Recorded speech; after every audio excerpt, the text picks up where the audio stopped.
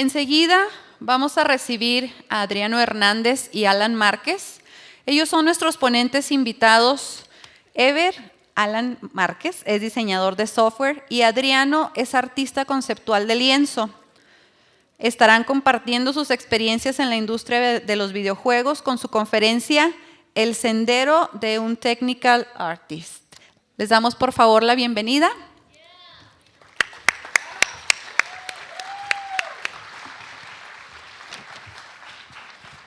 Muchas gracias, muchísimas gracias al evento en DIS México, que de verdad ahorita está increíble, toda la organización que han tenido, todo el punch que le han metido ahorita, a mí me impresionó muchísimo. Muchas gracias por el espacio, por invitarnos a estar acá de nuevo, que estuvimos el año pasado por acá también, y pues dieron un brinco enorme, ¿no? Entonces, muchas gracias. Como ya dijeron, nosotros somos de Lienzo. Yo soy Adriano, soy el artista conceptual y diseñador de la empresa y me pueden encontrar en cualquier red social como Adriano Hernández o Midraba. Y tengo aquí a mi compañero Alan. Hola, hola. Soy igual que compañero de Adriano por parte de Lienzo. Mis actividades son más de programación. Soy ingeniero en software y me entona mucho las actividades que realizo ahí en Lienzo. Sí, básicamente, les voy a platicar rápidamente, no sé si, apunto para allá, okay. El mundo de los videojuegos, pues, obviamente ahorita ya está agarrando muchísima fuerza, no solamente en el asunto de divertirse y jugar, sino también en el educativo, ¿no? Tanto en carreras, hay cursos que se dedican al estudio de cómo funcionan, cómo se crean y demás, ¿no? El mundo de los videojuegos, pues ya lo que conocemos son cosas bastante divertidas. La mejor manera de aprender algo es lúdico y práctico, ¿no? Entonces los videojuegos son mucho eso, muchas aventuras, muchas historias que contar, pero el lado importante de los videojuegos es que es la industria de... La industria de los juegos acá en México está despertando apenas. Es una industria que, como dice su nombre, es algo de lo que se hace negocio, ¿no? No nada más son juegos, sino que hacen comunidades, son torneos, son cosas en las que se invierten muchísimo dinero. Y pues es parte de esto a lo que estamos acá pues, para platicar, ¿no? Nosotros somos personas pixeleadas, un poco. No sé si podemos ahí arreglarlo. Estamos en 8 bits. Esta es una foto antigua que de hecho por aquí está Adolfo. Sí, somos Lienzo de los que platicó Adolfito, por ahí está pixeleado. Por aquí también estaba, es una foto antigua, la verdad. Luego tomamos fotos nuevas y demás. No se despixeleó. Y nuestro proyecto más grande, hemos trabajado en varios. Empezamos haciendo cosas para celular, en los que experimentamos mucho. La empresa empezó en el 2012 y empezamos con cero capital, ¿no?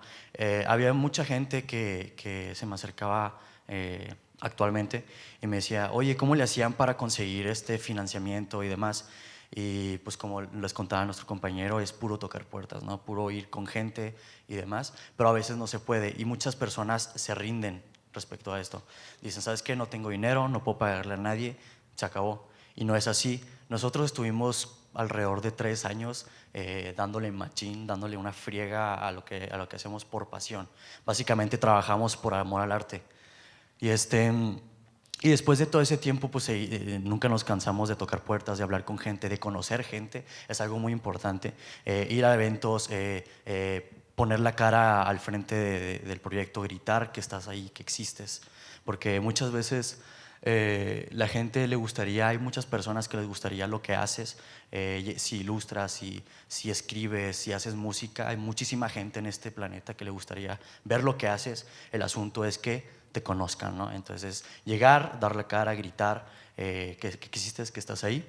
Y uno de nuestros proyectos más grandes, pues como pueden saber, es Mulaka, que es uno de los primeros videojuegos que estuvo en todas las consolas aquí en México.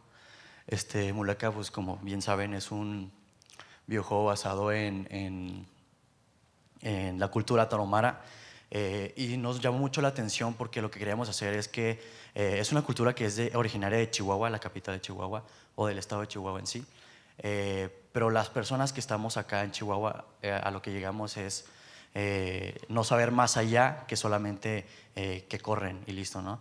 Los tarahumaras corren mucho o aguantan mucho corriendo y punto, hasta ahí llegamos. Cuando realmente tienen una mitología, una cultura muy enriquecida que es comparable a las que conocemos actualmente como japoneses, la cultura, perdón, la mitología vikinga y demás, ¿no? Que está lleno de criaturas fantásticas, mucha espiritualidad, conexión con la naturaleza, magia y demás, ¿no? Y vamos a hablarles un poquito de un tema que a mí me parece algo bastante importante a la hora de hacer videojuegos, que no nada más es hacer dibujitos o ilustraciones o logos, o no nada más es programar y ya, sino hay muchísimos factores muy interesantes, y uno de los más chidos pues es el trabajo de un technical artist, ¿no? Por ejemplo, yo que soy 100% artista, y Ever, Alan, que se dedica muchísimo a la programación y más, ¿no? Conforme hemos tenido nuestro viaje en la industria de videojuegos como desarrolladores, hemos aprendido que estos dos polos se pueden mezclar, ¿no? Y así es como nace el Technical Artist. Ok, gracias Adriano por presentarnos. Ahorita me acerqué con algunos de ustedes y preguntarles pues, qué perfil tienen, ¿no? ¿Qué es lo que estaban estudiando? Para darme una idea de qué tipo de carreras son las que están aquí presentes. Realmente están de todos, mayoritariamente de programación, y pues qué bueno, ¿no? Porque vamos a hablar un poquito de números, técnicas, ingenieriles, pero siempre enfocado con el significado y los conceptos de arte, ¿no? Hay teorías del diseño, hay elementos que son muy fáciles de identificar una vez que los conoces, pero mientras seamos simplemente consumidores del entretenimiento, en este caso de videojuegos, no nos enteramos, ¿no? No sabemos por qué nos gusta algo, ¿no? O sea, una emoción, en veces decimos, me gustó el final de la película, me gustó el clímax de tal videojuego, y ya, o sea, no indagamos más, somos simples consumidores, nos gusta, lo compramos y ya, ¿no? No es necesario hacer una universidad o un ensayo de por qué nos gusta algo. Y pues bueno, esta imagen es así para indagar un poquito en el arte y adentrarnos un poquito a los conceptos, ¿no? Del diseño. Si me pudieras ayudar. Ok. Bueno, entonces la contraparte es obviamente la ingeniería, los números. No es para asustarlos, esto es nada más para verme fregón, ¿no? Pues que sí le sé. Pero es lo que les digo.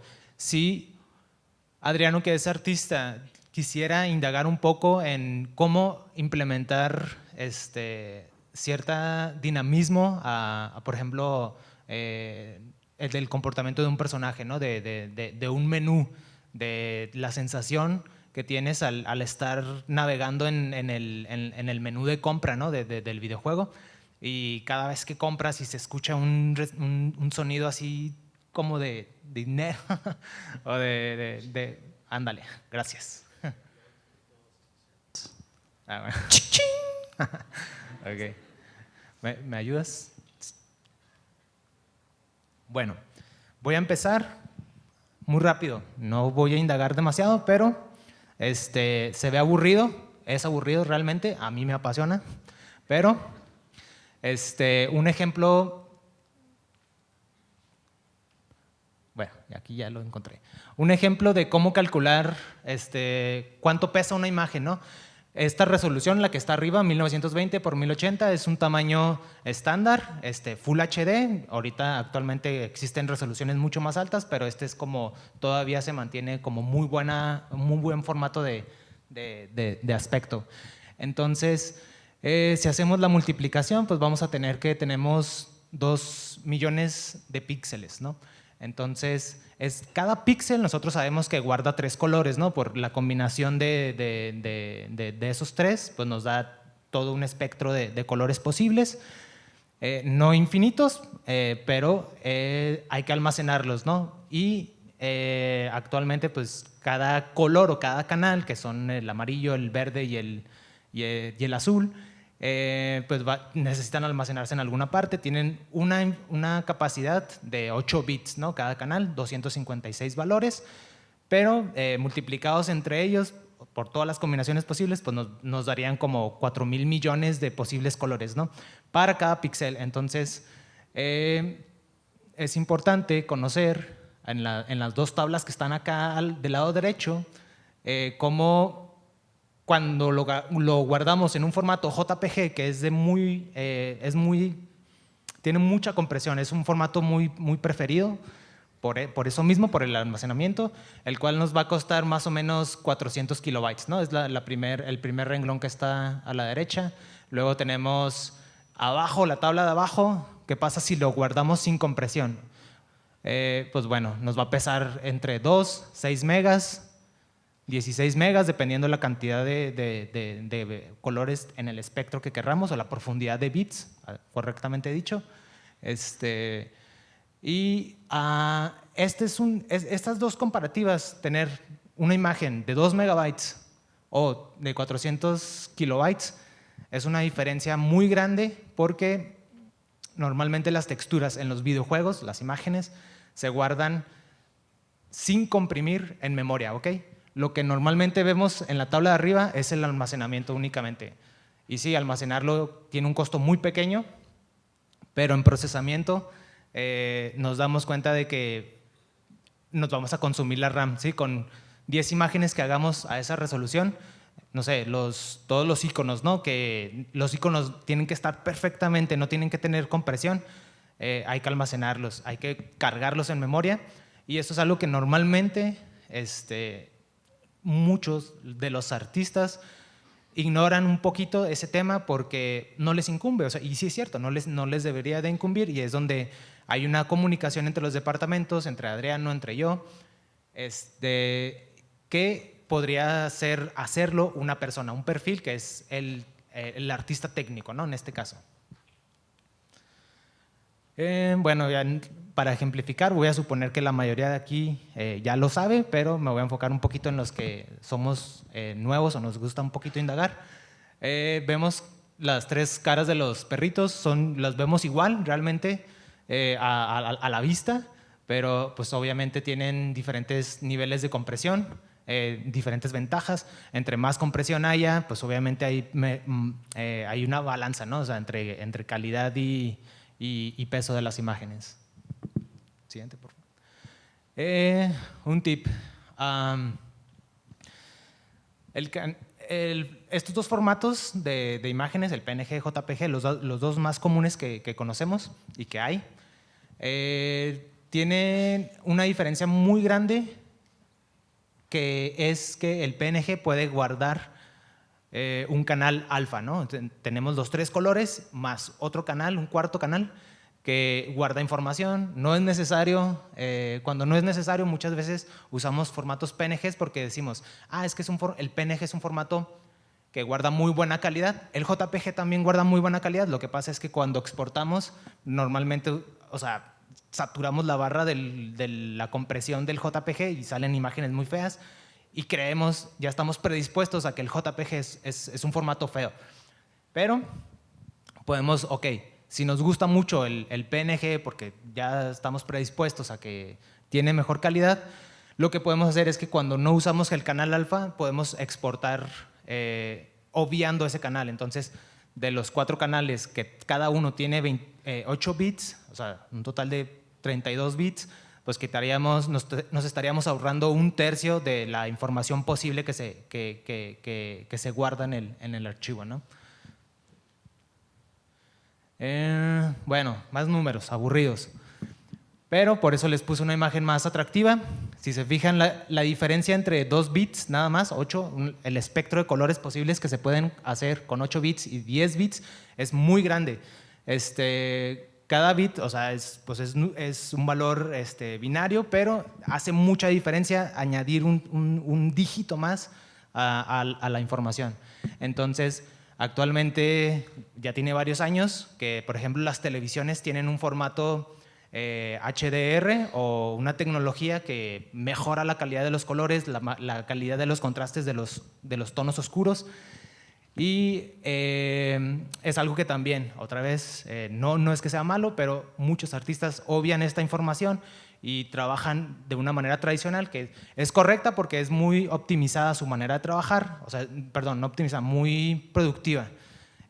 Pero podemos sacarle más optimización si esa persona, ese artista, pudiera conocer esta información. Bueno, ya les hablé un poquito de las imágenes, de sus propiedades, de lo que debería de conocer un artista técnico. El artista técnico no nada más todo es arte y números, también sabe elaborar herramientas internas para el estudio. Por ejemplo, nosotros utilizamos una herramienta que se llama Unity, es nuestro motor de juego, ahí es donde elaboramos nuestros productos. Y se pueden hacer herramientas para grayboxing. Nosotros, bueno, en la industria de grayboxing se le da al hecho de hacer un nivel, un escenario, un prototipo que no nos consuma mucho tiempo porque nada más lo vamos a usar ahí para construir una escena, ¿no? Un lugar para interactuar. Nodos también es muy común, la utilización de nodos, no importa la herramienta, puede ser herramientas de renderizado, de comportamiento, de lógica. Los nodos básicamente son elementos que hacen operaciones básicas, ¿sí? Sumar, restar, multiplicar, dividir.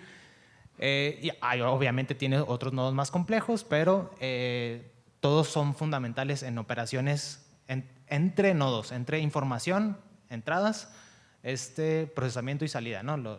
El tema clásico del manejo de la información. No todo lo construimos, obviamente, no todo tiene que ser software que el instalador pesa 1 GB. Hay herramientas online. Casi siempre yo cuando, o sea, a todos nos ha pasado que queremos hacer un GIF porque nos gustó un meme o lo queremos editar y buscamos siempre editor de GIFs online. Al final siempre ponemos el online. Esta es una calculadora. Actualmente en el proyecto que estamos trabajando, estamos ahí haciendo sistemas de low-con. Entonces, lo que hice aquí es que puse las fórmulas básicas, o sea, aunque se ve así muy interesante, muy nice, realmente son muy de primer grado,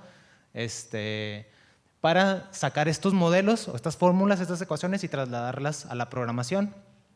Pero lo que a mí me sirvió aquí es que visualmente le puedo explicar a los diseñadores y a los artistas qué es lo que va a pasar con el sistema, cómo los pivotes se mueven, cómo el objetivo se queda fijo, cómo la cámara tiene que orbitar alrededor de ese círculo, pero al orbitar pues tiene que tomar en cuenta las colisiones en caso de que haya una pared, ¿no? Que esté muy cerca de la cámara, cómo se va a comportar con dicha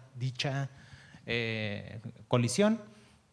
Y pues sirve para que visualicen, otra vez repito, a las demás personas, ¿no? Porque a lo mejor yo lo puedo concebir, pero no sé cómo explicarlo y a lo mejor no me entienden tampoco, ¿no? Y pues todo esto se evita con herramientas visuales que no necesariamente se tienen que hacer desde cero, o sea, podemos utilizar las que ya hay en internet, hay muchas muy sencillas. Y pues es nada, buscarlos, ponerle el online al final, un editor de música, de audio al final, online, recortar y pues hay herramientas de todo para este propósito, ¿no? Bueno, cosas un poquito más abstractas, ya no tan numéricas. A ver, ok. Bueno, todo esto es un flujo de cómo se renderizan las imágenes a través del procesamiento de una tarjeta gráfica, ¿no? De un GPU. Es muy, pues eso, abstracto, pero es muy claro de ejemplificar. Se parece un caos aquí, pero el punto de inicio pues es el renderizado, el pipeline o el flujo, ¿no? Inicia con toda la información cargada en nuestro disco, que son los modelos tridimensionales, las texturas, las animaciones, todo lo que vamos a cargar en escena. Toda esa información se va a almacenar o se va a colocar en la memoria RAM o en la memoria de la tarjeta de video. Y pues entre el CPU y el GPU se van a estar comunicando para decirles cuándo, en qué momento renderizar, ¿no? En qué momento y qué cosas se van a renderizar. Es muy común, o una analogía que me gusta a mí mucho platicar, es la del mesero, ¿no? Nosotros podemos estar en un restaurante, en una mesa, con 4 personas, ¿no? 4 amigos. Viene el mesero, nos pide lo que vamos a pedir de comer. Y pues puedo pedir yo mi platillo, el mesero va a la cocina y pide al cocinero mi platillo, ¿no? Luego regresa con mi platillo y luego un compañero le pide lo del menú, lo que va a elegir, y pues eso no es eficiente. O sea, lo más eficiente es saber que todos hay que pedirles al mesero al mismo tiempo lo que vamos a querer. Entonces, ese tipo de analogías es lo que hace la comunicación entre el CPU y el GPU. El artista no debe de conocer, o sea, no es necesario que se meta en profundidad que las instrucciones, ¿no? De cuáles son el código de programación que necesita el CPU para decirle a la GPU qué renderizar. Pero si sabe que es importante que todos los paquetes se pidan en una sola petición, es mejor para el entendimiento del artista, cómo puede mejorar su flujo de trabajo, cómo le puede proponer ideas al programador o a los diseñadores, porque saben que hay una manera más eficiente, siempre hay una manera más eficiente de sacarle provecho a los trabajos, ¿no? Y bueno, así para no indagar demasiado, toda la información de las texturas, los modelos son cargados en memoria. Luego hay un procesamiento de la cámara en una escena virtual, la cual va a seleccionar nada más los objetos que la cámara esté en este espectro visible. Se va a pasar luego a una etapa de rasterización. Esa rasterización es una matriz ya un poco más acercado a lo que es una imagen, ¿sí? Luego siguen una prueba le dicen Z-test, que normalmente la Z se utiliza para referirse a la profundidad en el espacio tridimensional, y esa prueba pues sirve para ocultar modelos. Por ejemplo, aquí está la cámara, aquí hay un árbol enfrente de la cámara y atrás hay una casa. Normalmente se empieza a renderizar o a dibujar en esta matriz de atrás hacia adelante de la cámara. Entonces se dibujaría primero la casa, pero ¿qué es lo que pasa? Que este árbol taparía a la casa, entonces eficientemente pues no le estamos dando trabajo a la GPU de que renderice una casa y al final pues no se va a renderizar. Entonces es un trabajo muy común el de esta prueba, esta etapa del renderizado. Y pues bueno, ya viene la parte final, que es ya guardar en el buffer, así yo creo que muchos lo hemos escuchado, que es temporalmente la información que se va a desplegar en pantalla. Esto es programación de un shader, de lo que les platiqué ahorita. Esto es una etapa muy de alto nivel, no es programar así en binario, ni es todavía muy alto, pero que matemáticamente podemos observar. Por ejemplo, aquí es muy fácil de entender, para los programadores obviamente, cómo hay una textura y cómo vamos a multiplicar cierta coordenada por un cierto color.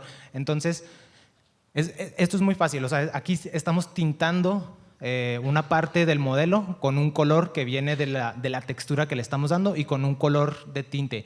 Esta multiplicación, pues obviamente los colores, entre más oscuros sean, esa multiplicación se va a hacer más negro, ¿no? Si los colores son más claros, más elevados en sus valores, obviamente la imagen va a tender a ser más blanca. Todos hemos usado Photoshop, todos hemos usado GIMP, yo creo, o herramientas parecidas en las que tenemos varias capas, ¿no? De varias imágenes y se van a fundir en una sola.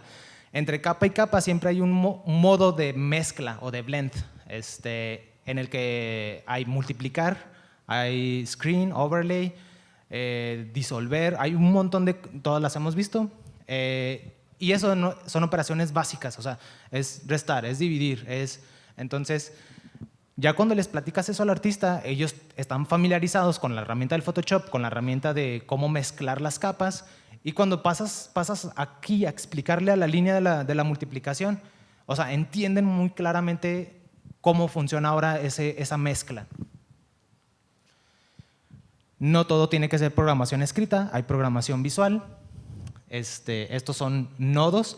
Les repito, los nodos normalmente se utilizan en animación, no son exclusivos de las imágenes, ¿ok? También se utilizan para la lógica, para animaciones, y aquí es para dibujar. Cada uno de los nodos se interconectan entre ellos, tienen una entrada y una salida. La entrada es la información que viene, puede venir de un punto de inicio o de otro nodo. Entonces, cada nodo tiene su operación básica, ¿no? De vamos a restar, vamos a sumar, así, y así se llaman los nodos. Entonces, cuando les enseñas esto a los artistas, esto normalmente lo aprenden más los artistas que los programadores, y los programadores, los artistas muchas veces llegan con el programador y le explican este modelo de dibujado a través de nodos, y el programador se queda como más… Wow, no sabía que había una manera más fácil, porque los programadores normalmente queremos todo hacerlo a mano, ¿no? A pie, hacerlo todo desde cero, y cuando vienen con herramientas que facilitan la productividad, pues dices, pues quiero aprender más de esto, ¿no? Enséñame más, Adriano, porfa. Entonces, pues por para favor, que no descarguen. No descarten este tipo de herramientas, tampoco las visuales. mi parte favorita. Bueno, en Mulaka nosotros lo sacamos para la plataforma PlayStation, y como parte de un paquete, ¿no? que le podíamos sacar mayor difusión al juego, pues era hacer un tema dinámico. Los que tienen Play, pues más o menos sabrán a lo que me refiero. Los que no, pues es nada más un skin en tu home, ¿no? En tu dashboard. Lo interesante aquí es que PlayStation nos decía, ok, tienen nada más 16 megabytes. Todos sabemos, no importa si somos informáticos, geeks, o cualquier otro perfil que no sea a la industria, sabe que 16 megas es poco, o sea, es relativamente poco. O sea, con 3 canciones ya se nos llenaron 16 megabytes, ¿no? Y esto es porque Play pues, tiene que tener la certificación o la seguridad de que los jugadores que usen el tema no se les va a trabar. ¿Por qué? Porque nosotros normalmente estamos en nuestro juego, en veces llegamos al home porque queremos enviar un mensaje o ver una notificación, y tiene que ser rápido. O sea, es muy rápido la transición entre el juego y el home, y viceversa, ¿no? Del home regresar al videojuego o a la aplicación, no sé, puede ser YouTube, Netflix, etcétera. Entonces, nos pusimos de creativos. Algo que les quiero platicar, así un mensajito antes de continuar, es que muchas veces la creatividad se ve desarrollada cuando tenemos limitantes en los recursos. Actualmente es una era del boom, del desarrollo de los videojuegos indies. Tenemos todo a disposición, herramientas, software, sin costo, con costo muy barato o muy accesible, y muchas veces no tenemos todo y no sabemos cómo empezar.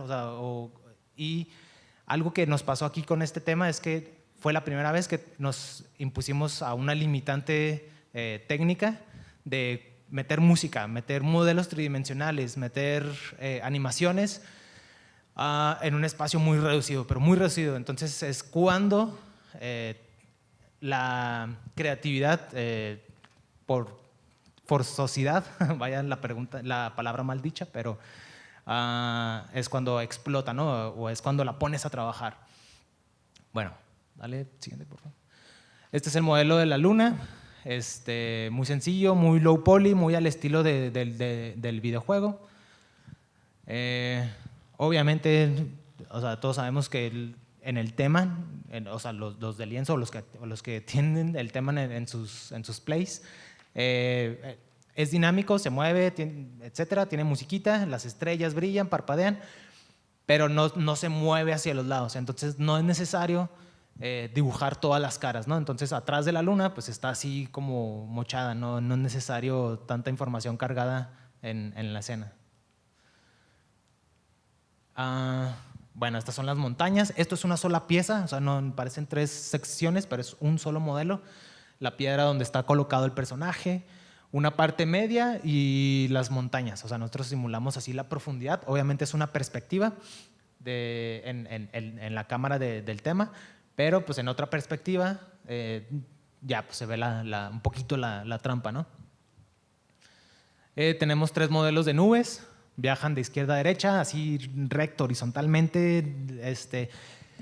Se nota, o sea, ya ahorita vamos a ver el video al final y se nota que está demasiado horizontal, no tiene así un toque de más sutil, pero como está en un contexto de muchos elementos y cada elemento tiene su propósito, las estrellas, la luna, el personaje moviéndose, la banda también moviéndose por el viento, hace que se difumine un poco. Entonces, eso hace que no nos clavemos en pulir el trabajo que estamos haciendo. Si nos encargan una tarea, a veces no estamos contentos, queremos seguirle puliendo, queriendo dejarlo impresionante, pero aquí aprendimos que ya todo puesto en escena, nuestra vista periférica se difumina un poco y todo se ve unificado y se ve bien, se ve correcto y no nos clavamos tanto, ¿no? Bueno, estos son modelos de unas piedras que están en la escena, son muy parecidas, las reciclamos dentro de la escena del tema, se ven así clonadas, o sea, las puedes ya detectar, obviamente las giramos tantito, las inclinamos y ya nuestra vista engañamos un poquito. Un arbolito ahí, el único árbol que hay, o sea, es un solo modelo y lo repetimos igual. Y pues bueno, estos son los GIFs. El tema acá arriba en japonés porque pues, se ve más cool, ¿no? Si se fijan, cuando sube y baja el menú, el personaje pasa de estar posando. Este personaje pasa de estar posando aquí de pasivo a algo más de acción o esperando algo. Si se fijan, hay unas estrellas aquí unas estrellas fugaces, todas las estrellas parpadean poquito y pues acá en el GIF de este lado es Blender y está montada la escena final, ¿no? De cómo la elaboramos en la herramienta 3D y pues nada más para que vieran así la diferencia, ¿no? Bueno, corrijo, esta era mi parte favorita. Esta nomás. No se crean. Dentro de toda esta teoría, obviamente es todo lo que hay detrás de un technical artist, ¿no? Obviamente el nombre lo dice. Tiene que ser muy técnico, tiene que tener muchos conocimientos de estos valores, números y demás. Pero también está el lado pues, artístico, como pueden ver. Pues todo este tipo de implementaciones de los gráficos hacia las consolas o scripts y todo este show, ¿no? No solamente existe, como acaban de ver, es una interfaz de usuario que tiene una experiencia de usuario. Estos dos conceptos van muy de la mano, que la interfaz de usuario simplemente y en bruto te muestra la información que necesitas, es decir, regresamos un poco, es decir, bueno, no sé leer japonés, pero por ejemplo, esta es la biblioteca, si entras aquí puedes encontrar todos los juegos que tienes o que has comprado, ¿no? Entonces, esa es la información en bruto, es la interfaz de usuario, y la experiencia de usuario es, por decirlo así, conoce a un ambiente de algo un poco más tribal, más neandertal, por ejemplo, ¿no? Entonces, este tipo de cosas, estos conceptos van muy de la mano, y no nada más hay este tipo de menús como es el del tema, que es selección de si vas a jugar, si vas a entrar a ver lo que están haciendo tus amigos y demás, sino que también existe dentro de los juegos como menús principales donde empiezas el juego, donde le mueves a las opciones. También están en menús de selección de personaje, todo eso es interfaz de usuario y dan una experiencia de usuario. Dentro del juego está algo que se llama HUD. El HUD es básicamente la información que necesita el jugador mientras juega para entender lo que está pasando, ¿no? Y el HUD se parte en varias como secciones, por así decirlo, que está, por ejemplo, esta que es la diegética. La diegética es el HUD que forma parte del juego como objetos en sí. En este caso, en Mulaka, este es personaje del juego, es como una especie de chamán. Entonces, a lo largo del juego vas obteniendo bendiciones de los semidioses, que son animales, ¿no? Entonces, por ejemplo, la manera en la que mostramos diegéticamente, es decir, como parte del juego, es, por ejemplo, con este tatuaje, que este tatuaje indica que ya tienes la bendición o el poder de la serpiente, ¿no? Tenemos estas como especies de listones que están en la cabeza, que forman parte de su banda, que al principio son muy cortas, luego crecen indicando que ya tienes la bendición o el poder del pájaro carpintero real, ¿no? Que es cuando te transformas en un pájaro bastante curioso. Y lo mismo, ¿no? Entonces, este tipo de upgrades tienen su forma visual para indicar qué es lo que tienes activo actualmente en el juego. Este es el HUD diegético. Tenemos el no diegético, que es lo que ya conocemos, que son barras, formas, rombitos, barras de vida, números que te indican pues dónde está tu vida, cuánta vida tienes, qué armas tienes y demás, ¿no? Es el que todos conocemos, el no diegético o el común. Tenemos este otro que es el espacial, que es un HUD un poco parecido al diegético, pero este no forma parte de objetos en el juego. Es decir, es información que solamente percibe el jugador, pero está dentro del juego. Por ejemplo, dentro de Mulaka tienes unas pociones que son como una especie de bombas, las arrojas y explotan. Tiene la línea de trayectoria que va a tomar la bomba y el área donde va a explotar, ¿no? El HUD diegético tenemos, pues ahí pueden ir identificando en los juegos que ustedes suelen jugar cuáles son diegéticos, cuáles son espaciales y demás, ¿no? Y por último tenemos el meta, que en Mulaka es todo especie de halo, de ojo, que indica, sobre todo por percepción periférica visual, que estás en una especie de estado en el que puedes ver, tomando en cuenta el juego, puedes ver a los espíritus, ¿no? La visión Tsukuruame es esta como percepción metafísica de todo el mundo, y esta es la manera en la que tú comprendes que estás en este estado, ¿no? Y básicamente esas son las 4 formas de HUD que puedes usar dentro de un juego. Esto es algo parte de un technical artist, como les decía, tiene todo este lado técnico, números, valores y demás, pero obviamente ellos también tienen que saber lo que son las formas, bueno, todos los elementos que componen lo básico del diseño o del arte visual, ¿no? Que de los principales, como yo como artista, los principales que uso pues son la forma y los values. ¿Por qué? Porque la forma básicamente es lo que te hace entender todo lo que estás viendo. Por ejemplo, te hace percibir si esto es una especie de pasillo que recorre todo el horizonte, o que se va totalmente hacia enfrente, o si son formas rocosas y demás. Y los values, porque estos te permiten percibir el volumen dentro de la imagen que estás viendo. Por eso puedo entender que estas partes más claras son un lugar muy lejano, incluso podrían ser el cielo, ¿no? Entonces, esta combinación de varios elementos son los que logran al diseño o al arte ser atractivos visualmente. Están, por ejemplo, que son los positivos y negativos, que tú a la hora de ver una forma en un espacio blanco te da la sensación de que es un objeto que está en el aire flotando, ¿no?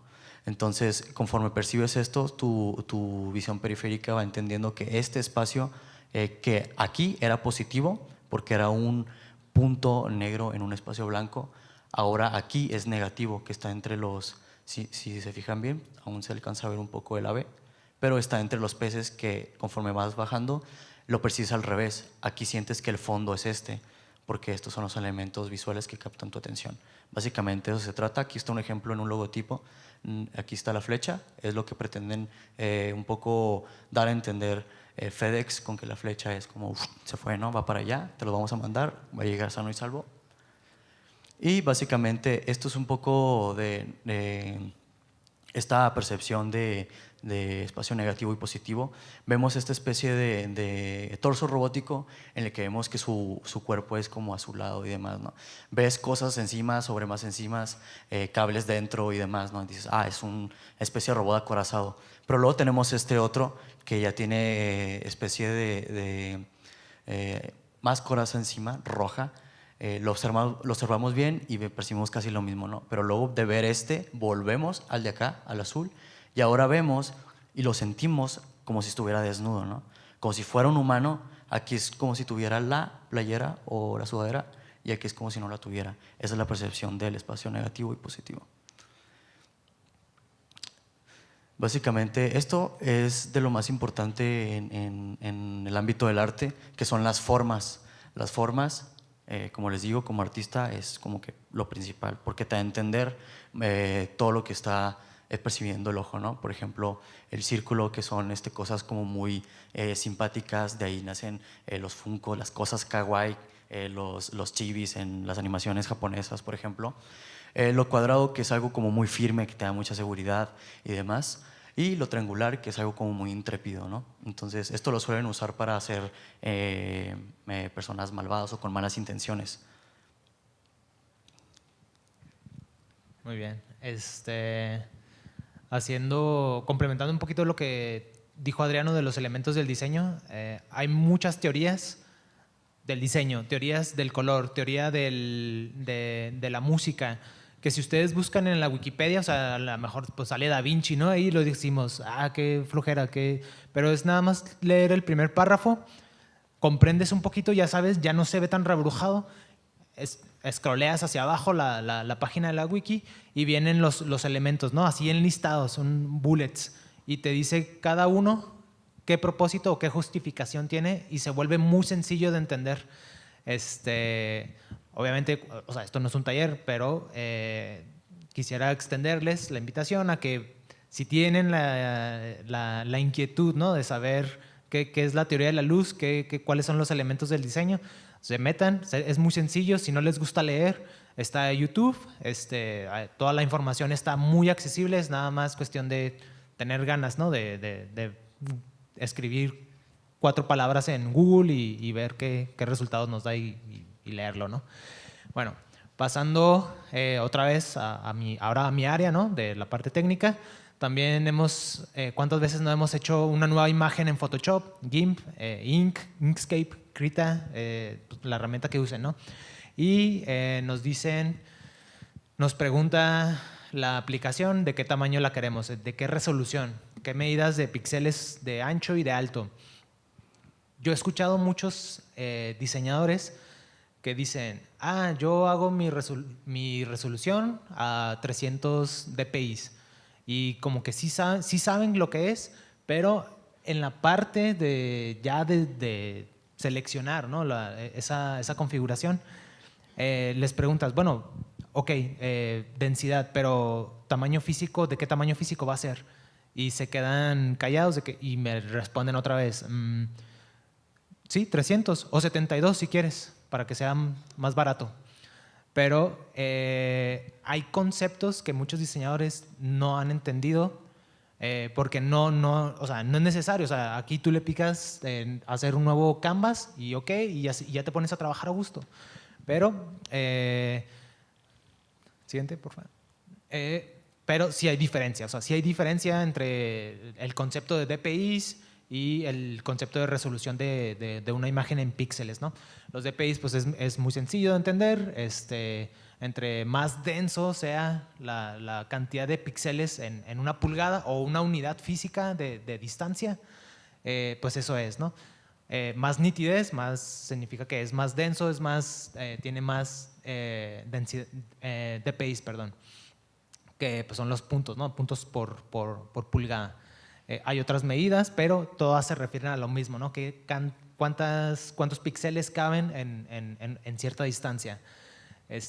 También es importante saberlo eso. Si te piden, ya para resumir esto, si te piden una imagen a cierta densidad, tienes que saber 2 datos: la densidad o los DPIs y el tamaño físico. Si te piden una imagen a cierta resolución, X y Y, ancho y alto, ya, esos son los únicos datos necesarios.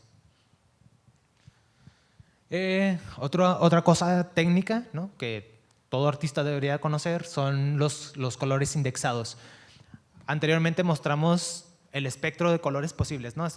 Como arcoíris, que están los colores visibles al ojo humano. es una cantidad enorme de colores. Tratar de guardar todo ese espectro, todo ese rango de colores, pues es mucha información. En sistemas web, en páginas web de los 90s, que estaba muy restringida la velocidad, pues había que optimizar esta imagen para poder traspasarla. ¿Cuántas veces no nos tocó a los que nos tocó, cómo la imagen en las páginas web se iba como dibujando poco a poquito hacia abajo? Pues, pero bueno, a lo que voy es que en vez de tener el espectro completo, tenemos una paleta de colores, la cual la imagen va a guardar dentro de la imagen, además del loro, del cotorro, va a guardar aquella paleta. Entonces, si se acuerdan, en los dibujos de kinder, no, perdón, en los libros de dibujo de kinder de primaria, que están los personajes o una escena, y cada sección o bloque del dibujo tenía un numerito, y ese número era un color. Entonces, si el mar estaba con el número 2, ibas a ver qué color era el número 2, y obviamente era el azul. Y ese es el modelo, o sea, no hay una analogía, es tal cual, lo cual nos permite hacer imágenes muy pequeñas. No es común utilizar esto hoy en día, o sea, parece antiguo, pero increíblemente en las plataformas de Xbox, de PlayStation y de Switch piden mucho este tipo de imágenes. ¿Por qué? Porque nosotros subimos un avatar, o sea, nosotros jugadores, y nosotros no nos damos cuenta, pero ese avatar pues tiene diferentes tamaños, ¿no? Depende de dónde estemos, si en la tienda, si jugando, si en la partida guardada, que se ve nuestro perfil, pues hay diferentes dimensiones, y eso lo hace las plataformas, pero nosotros le damos la información porque pues, las imágenes ya están establecidas, pero hay que, por parte de los desarrolladores, hacer los parámetros indicados, ¿no? Básicamente, también dentro de el Technical Artist, todo esto de los menús y demás, hay elementos no visuales que son importantes, como el sonido y la vibración por medio del tacto, ¿no? Entonces, son elementos que dan una experiencia de usuario muy importante. Por ejemplo, en League of Legends, no sé si alguno haya jugado League of Legends, claro, hay muchos.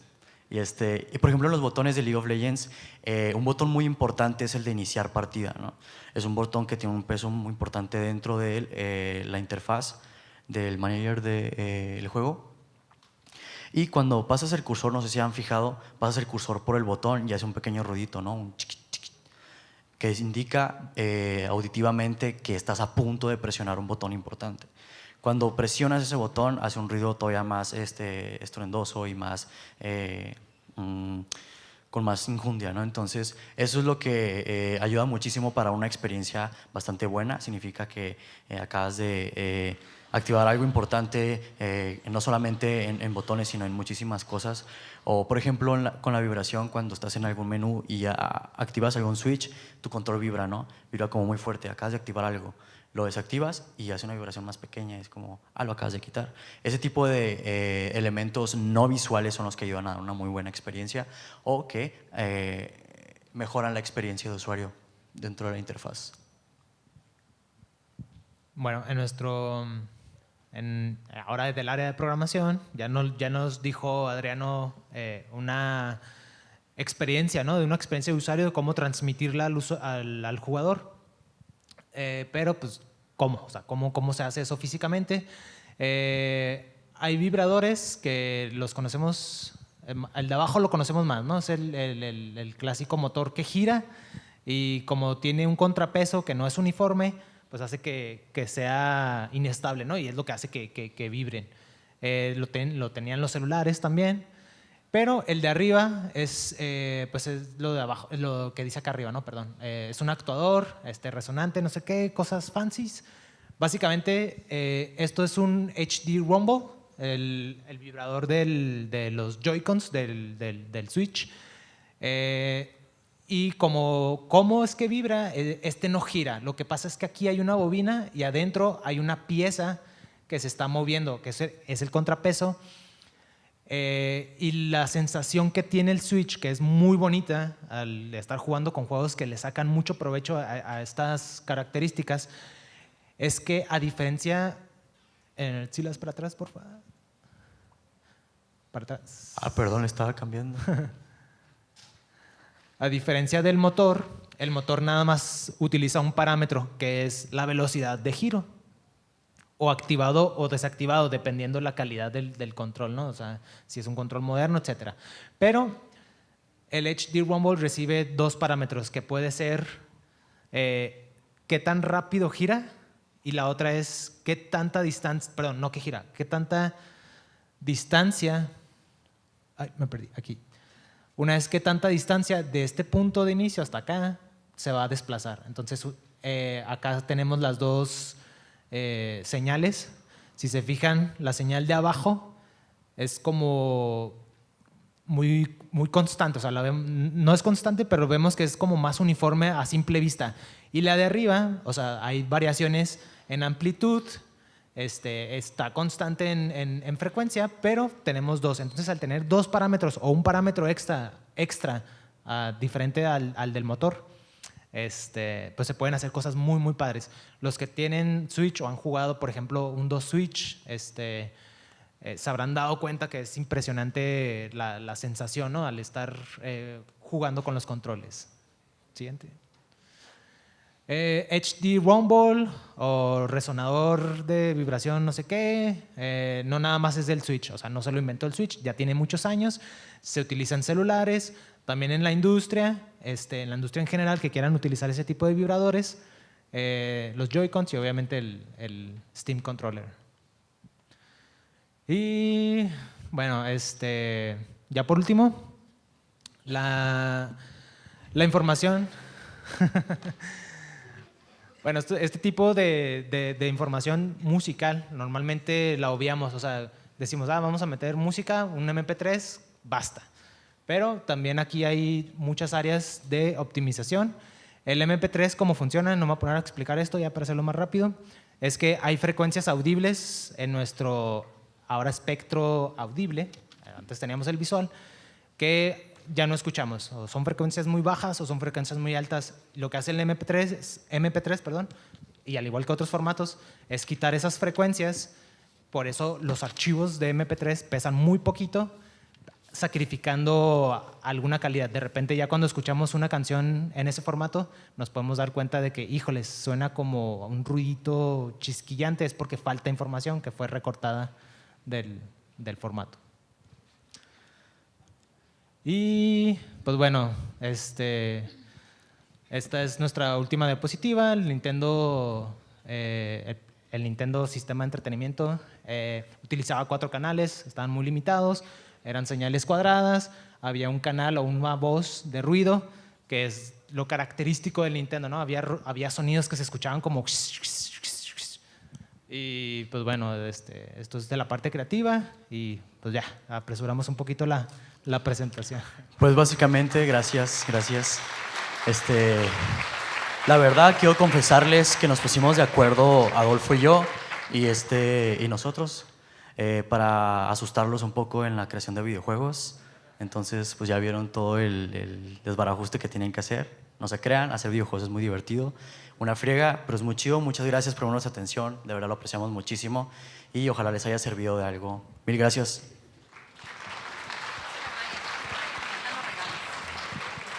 Ok, agradecemos a Alan, a los inspirados, a Alan y Adriano, y les entregamos un reconocimiento. Es uno para cada uno, ¿eh? Fíjate, ya te agandalló. Quédate con la caja, te conviene. Por su participación en este evento, y les agradecemos, esperamos contar igual que el año pasado y este año con su presencia en nuestra siguiente edición. No, muchas gracias. Y por lo pronto, pues chicos, aquí están ellos van a estar igual con nosotros compartiendo otros momentos aquí en el lobby. Por si tienen alguna duda, se pueden acercar con toda confianza. Gracias a ambos y bienvenidos al festival. Gracias a ustedes, gracias por venir, chicos. Gracias.